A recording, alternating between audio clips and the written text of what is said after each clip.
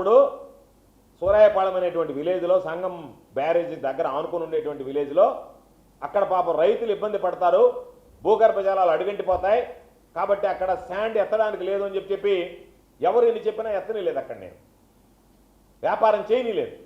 అటువంటిది ఈరోజు ఇరిగేషన్ వాళ్ళని పంపించి మీరు ఏమి చేస్తారో నాకు తెలియదు, డ్రెడ్జింగ్ చేయాలంట, అక్కడ లోతు పెంచాలంట, అక్కడ ఎంత లోతుంది ఎంత ఇసుక ఉందంటే ఇసుక కొట్టేయడానికి రకరకాలైనటువంటి కారణాలు పెట్టి ఆ కారణాల ద్వారా ఎక్కడ ఇసుక కొట్టేసి అవన్నీ మొత్తం పొలాలని ఎడారులుగా మార్చేద్దామని దాదాపుగా 100 కోట్ల రూపాయలకి స్కెచ్ వేసి సూరాయపాళెం దగ్గర ఇసుక ఎత్తడానికి ఈరోజు నువ్వు ప్లాన్ చేసావు.